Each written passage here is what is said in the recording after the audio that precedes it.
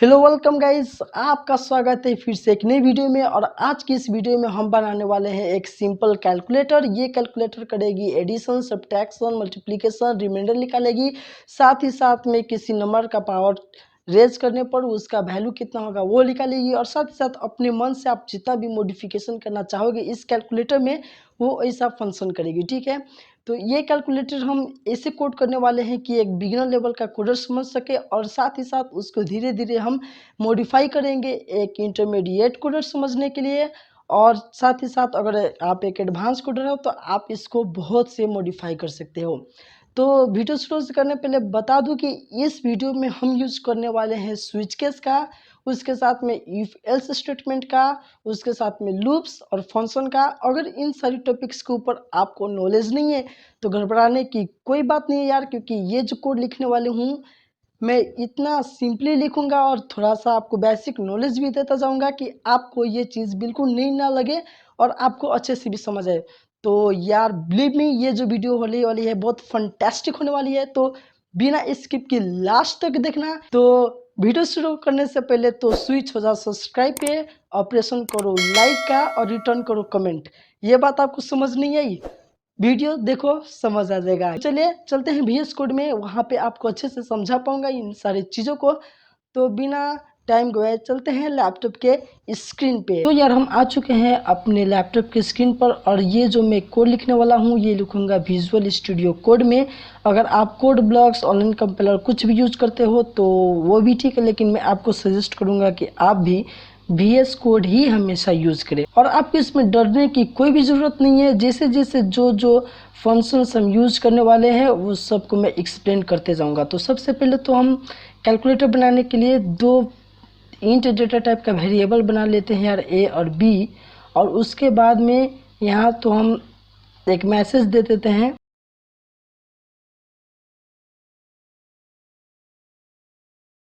तो यार हम अपने चाहते हैं कि हमारा कैलकुलेटर का फॉर्मेट कुछ ऐसा दिखे कि फर्स्ट में नंबर हो, उसके बाद में एक ऑपरेटर हो। तो इसीलिए यहाँ पे एक कैरेक्टर बना लेते हैं OP जो होगा हमारा ऑपरेटर।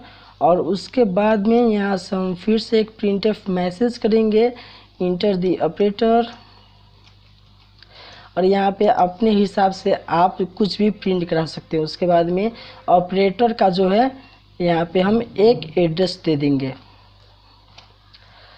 तो यार यहाँ पे एक हमको समस्या आएगी, वो क्या कि जब ये बोलेगा इंटर दी ऑपरेटर और उसके बाद में हम जो यहाँ पे ऑपरेटर रखेंगे और उसके बाद में जो हम इंटर क्लिक करेंगे तो ये जो हमारा ये ऑपरेटर होने वाला है वो एक इंटर भी एक कैरेक्टर है एस की वैल्यू के अनुसार।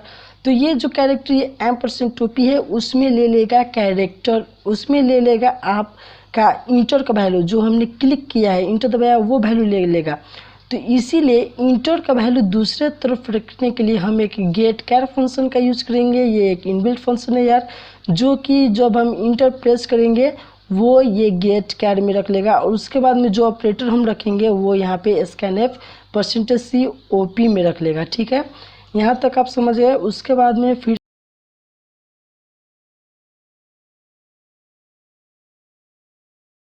तो यहाँ तक तो आप बहुत आसानी से समझ गए। फर्स्ट ऑपरेंड A में रख दिया, उसके बाद में ऑपरेटर रख दिया। ये गेट कैर क्यों रखा, क्योंकि जब हम इंटर प्रेस करेंगे enter is also a char so to give in this function. तो इस फंक्शन में हम इंटर का जो कैरेक्टर वैल्यू है वो यहाँ पे रख देंगे और यहाँ पे ऑपरेटर जो है हमारा OP में चला जाएगा।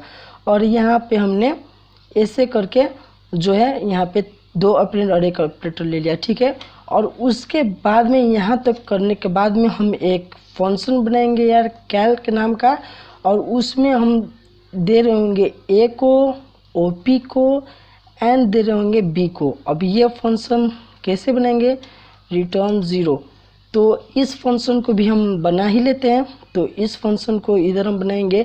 तो यार अब फंक्शंस होते क्या है, तो जैसे एक इंट मेन फंक्शन है ना, इस मेन फंक्शन के अंदर जो जो भी कार्य है वो हो रहा है, वैसे ही हमने एक कैल के नाम का फंक्शन बनाया और इसके अंदर जो जो हम कोड करेंगे वो सब इसके अंदर आएगा ये। तो ये जो हमारा कोड है इससे ऊपर से नीचे आएगा और यहाँ तक आएगा। उसके बाद में ये जाएगा इस फंक्शन में, और इस फंक्शन को जो हम अभी यहाँ पे कोड करेंगे, यहाँ पे जो भी काम होगा इस फंक्शन में वो काम करेगा, और उसके बाद में फिर से मेन फंक्शन में आके रिटर्न वैल्यू 0 कर देगा। ठीक है, तो यहाँ पे हम एक कैल्क फंक्शन बनाने वाले हैं जो होगा वॉइड टाइप का। तो वॉइड में हम कैल्क नाम का एक फंक्शन बनाएंगे। इसमें इंट आएगा a, उसके बाद में कैर आएगा op, और उसके बाद में फिर से इंट आएगा इंट आएगा b। ठीक है, और इसके अंदर जो है हम अपना कोड लिखेंगे। उसके बाद में एक इंट रिजल्ट बना लेते हैं यार, जो कि हम रिजल्ट यहाँ पे यूज़ करने वाले हैं। और उसके बाद में जो ये a, op एंड b का वैल्यू है, ये जो यहाँ पे फंक्शन पे आएगा ना, जो a यहाँ पे a ले लेगा, op को यहाँ पे रख लेगा और b को यहाँ पे रख लेगा, और ये अनुसार के वैल्यूज़ को यहाँ पे ये काम कर दीजिएगा। तो ये बेसिक से आपको बेसिक में फंक्शन के बारे में नॉलेज दे दिया। उसके बाद में इसके लिए हम डेडिकेटेड वीडियो बनाएंगे एक फंक्शन के लिए। तो फिलहाल आपको समझ आई होगी। तो अब हम चलते हैं यहाँ पे स्विच केस स्टेटमेंट के तरफ। तो स्विच केस स्टेटमेंट होते कैसे यार? तो जैसे हमारे घर के बोर्ड में स्विचेस होते हैं, तो एक स्विच क्लिक करते हैं तो क्या होता है कि फ़ैन का स्विच क्लिक किया फ़ैन चलेगा, बॉल का स्विच क्लिक किया बॉल चलेगा, सॉकेट का स्विच क्लिक किया सॉकेट में लाइन आएगी।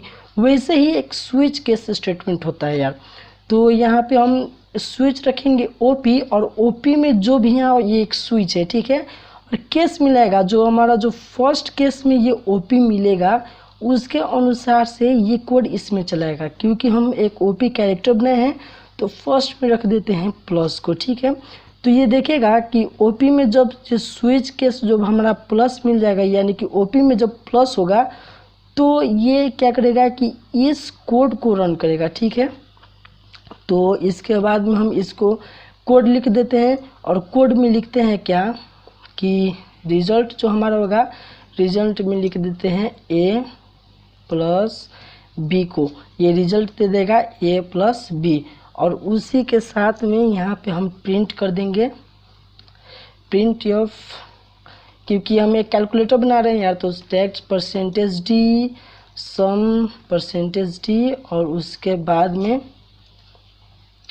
यहाँ पे इक्वल टू कर देंगे और फिर से एक %d दे देंगे।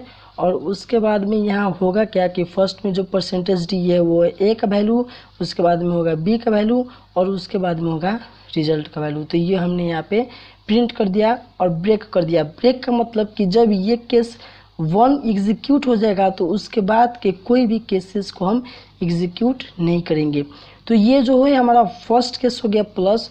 और उसके बाद में आपको ये एक VS का एक्सटेंशन है, इसको सेटिंग है, इसको सिलेक्ट करो और कंट्रोल डाउन करो।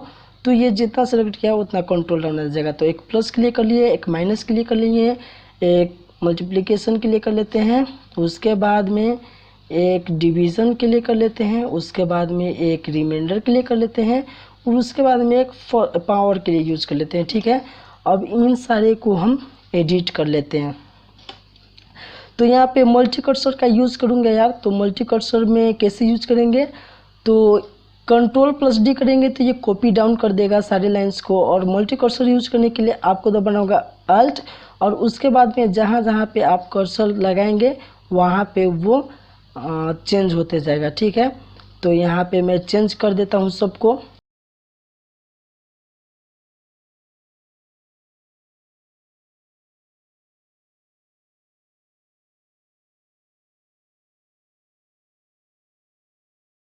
तो यार पावर फंक्शन के लिए हमको एक चीज़ करना पड़ेगा रिजल्ट में। तो हम यहाँ पे पावर लगाएंगे, पावर में a का पावर हम 20 तक रेज कर देंगे, और उसके बाद में वही प्रिंट कर देंगे हम पावर का। ठीक है, तो अब यहाँ पे जो है, यहाँ पे हम एडिट कर देते हैं पावर, और उसके बाद में इसे एडिट कर देते हैं। अब यहाँ पे पावर फंक्शन को यूज़ करने के लिए हमको एक हेडर फाइल इंक्लूड करना पड़ेगा यार। तो यहाँ पे इंक्लूड कर लेते हैं। तो हमने यहाँ पे पावर फंक्शन को यूज़ करने के लिए यहाँ पे हेडर फाइल math.h को इंक्लूड कर लिया। अब इसके कारण से हम यहाँ पे पावर फंक्शन भी यूज़ कर सकते हैं और इसको प्रिंट कर सकते हैं। और डिफ़ॉल्ट में लिख देते हैं एक मैसेज कि प्लीज़ इंटर वैलिड ऑपरेटर। यहाँ पे आप जितना केस बढ़ाएंगे बढ़ा सकते हैं, तो प्लीज़ इंटर वैलिड ऑपरेटर हम रख देते हैं। तो ये हो गया हमारा जो डिफ़ॉल्ट फंक्शन है। यहाँ पे हम एक ब्रेक लगा देते हैं, तो ब्रेक के मदद से ये केस यूज करेगा और उसके बाद में यहाँ पे आगे नहीं बढ़ पाएगा, ठीक है। तो यहाँ पे हमने स्विच केस स्टेटमेंट से अपना कैलकुलेटर को एक अच्छा सा स्ट्रक्चर दे दिया यार। तो अब इसके बाद में क्योंकि एक वॉइड है इसीलिए हम यहाँ पे रिटर्न कुछ नहीं कर रहे, ठीक है। तो यहाँ पे अब ये क्या कर रहा होगा कि यहाँ पे यहाँ तक जाएगा, पूरा ऑपरेटर ऑपरेंड्स लेगा और उसके बाद में ये मूव कर देगा कैलकुलेटर फंक्शन में। तो कैलकुलेटर फंक्शन में ये मूव करेगा, तो इससे पहले हमको कंपाइलर को बताना पड़ेगा कि नीचे एक वॉइड टाइप का एक फंक्शन आने वाला है, जिसमें हम रख रहे हैं इंट ए को, कैर ओपी को और इंट बी को। ये आगे बताना पड़ता है, जिसके कारण से ये समझ आएगा कि हाँ नीचे एक फंक्शन को हमको कॉल करना है, जो कि यहाँ पे कैल्क में ये कॉल कर देगा इस फंक्शन को। और इस फंक्शन ये क्या कर रहा है, ये कैलकुलेटर कर रहा है, ठीक है। तो यहाँ पे एक मॉडिफाई करना पड़ेगा हमको डिवाइड में, और इस मॉडिफिकेशन में हम क्या करेंगे कि इफ़ जो हमारा b का वैल्यू होगा, if b is equal to 0 है तो हम डिवाइड नहीं कर सकते, ठीक है। तो इसमें एक मॉडिफाई करते हैं, इफ़ में करेंगे प्रिंट मैसेज कर देंगे कैंट डिवाइड, क्योंकि वो इन्फिनिटी हो जाएगा इसीलिए हम कर देंगे कैंट डिवाइड। और उसके बाद में अगर 0 नहीं है तो हम यहाँ पे सिंपली ये जो अपना दूसरा जो नॉर्मल वाला है इल्स को हम यहाँ पे यूज़ कर लेते हैं, इल्स। ओके, तो यहाँ पे हम एक ब्रेक भी लगा देते हैं यार, ब्रेक। तो चलिए हमने यहाँ पे अपने कैलकुलेटर का पूरा मॉडिफिकेशन कर दिया। एडिट करते हैं, रन करके देख लेते हैं यार कि ये काम कर रहा है कि नहीं। तो यहाँ पे मैंने रन किया, यहाँ पे कुछ मिस्टेक दिखा रहा है, कैल्क बस। इस मिस्टेक को हम देख लेते हैं। यहाँ पे जो है हमको यहाँ पे कैल्क देना पड़ेगा, उसके बाद में ठीक। अब यहाँ पे फिर से रन करते हैं।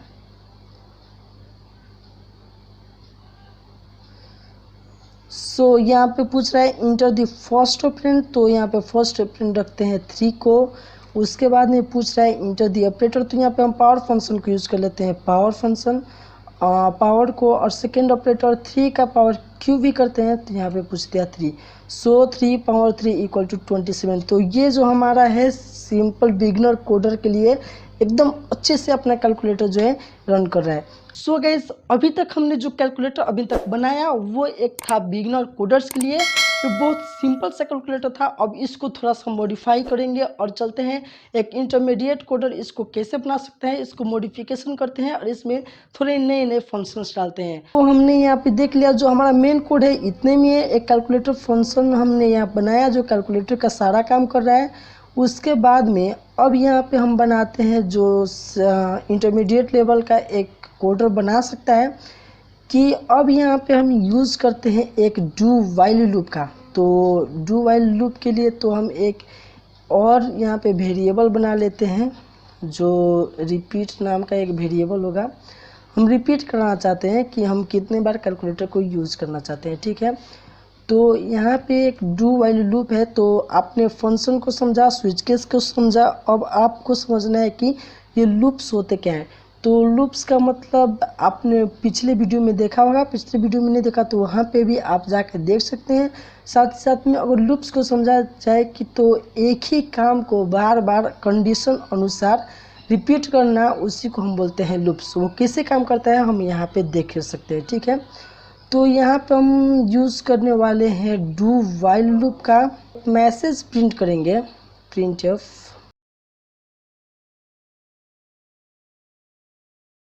यहाँ पे एक यूज़ कर दिया। यहाँ पे हमें लगा लेते हैं न्यू लाइन की, जो कि है ये एक न्यू लाइन में आएगा।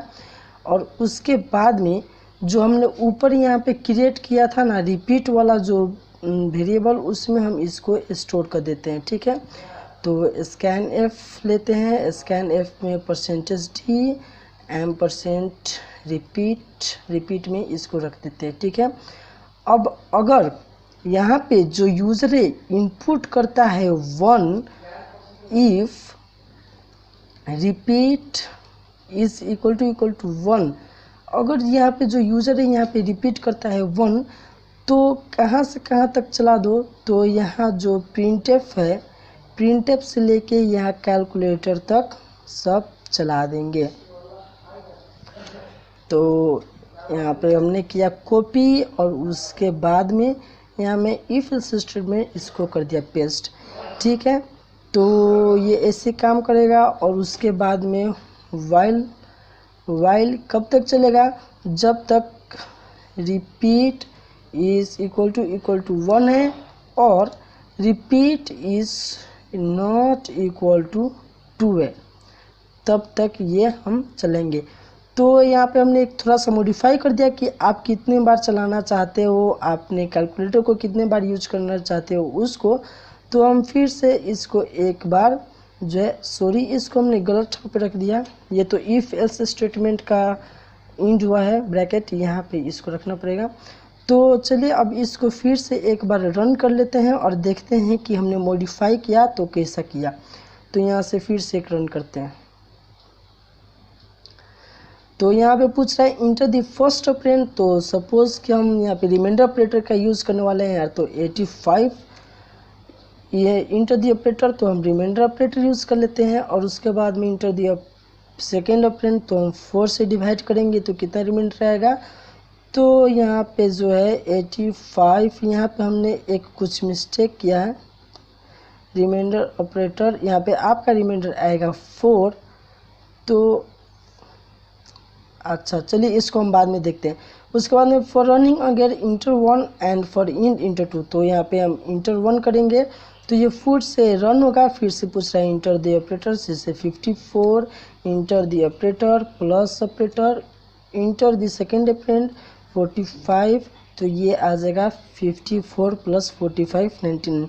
तो ये जो हमारा कैलकुलेटर है अच्छे से यूज़ कर रहा है। अब जो हमने यहाँ पे मिस्टेक किया है यहाँ पे हम लिखा देते हैं कि, तो यहाँ पे हम दूसरे कर लेते हैं, दूसरे तरीके से इसको लिख देते हैं, रिमाइंडर ऑफ परसेंटेज डी जो कि है वो divided by percentage this is this. तो फिर से एक बार रन कर लेते हैं। फिर से यहाँ पे सेव करके इसको रन कर लेते हैं। तो यहाँ enter the first operand 54, enter the operator remainder operator enter the 5 कर लेते हैं सेकेंड ऑपरेंड, और यहाँ पे दिखता है remainder of 54 divided by 5 is 4। उसके बाद में फॉर रनिंग अगेन अगर हम 1 प्रेस करते हैं तो ये अगेन से रन होगा। इंटर दी फर्स्ट ऑपरेंड 54, इसका हम पावर यूज़ कर लेते हैं, पावर लगाओ कितने से, तो 2 से। उसके बाद में प्रिंट कर देगा ना फॉर रनिंग अगेन, अगर 1 करोगे तो अगेन चलेगा, अगर 2 दाब दिया तो ये हो जाएगा इंड। तो यहाँ पे आप देख सकते हैं इंड हो गया। तो ऐसे हमने अपने स्विच केस और फंक्शन और लूप और इफ एल्स स्टेटमेंट से ये कोड हमने यहाँ पे लिखा। ये कोड आपको डिस्क्रिप्शन में PDF में भी मिल जाएगी, आप वहाँ से जाके इसको एक्सेस कर सकते हैं, देख सकते हैं। तो सो गाइस मिलते हैं इन द नेक्स्ट वीडियो। ये था हमारा सिंपल सा कैलकुलेटर। ये इसको हमने एक बिगिनर से लेके इंटरमीडिएट कोडर के सोच जैसे इसको मॉडिफाई किया और बनाया। आपको ये वीडियो कैसी लगी अब समझे ना, स्विच सब्सक्राइब पे करो, उसमें ऑपरेशन लाइक करो और रिटर्न करो कमेंट को। तो मिलते हैं in the next video. Next video में हम ऐसे ही मैथमेटिक्स के बहुत सारे प्रॉब्लम्स को सॉल्व करेंगे। और प्लेलिस्ट, बहुत सारे प्लेलिस्ट है यार डिस्क्रिप्शन में, उसके जाकर देखो और उसमें से बहुत से दिमाग लगाओ। असाइनमेंट भी दे चुका हूँ मैंने डिस्क्रिप्शन में, वहाँ से आप प्रैक्टिस भी कर सकते हो। मिलते हैं in the next video. Till then take care, subscribe the channel, like the video and comment ज़रूर करें। मिलते हैं इन द नेक्स्ट वीडियो।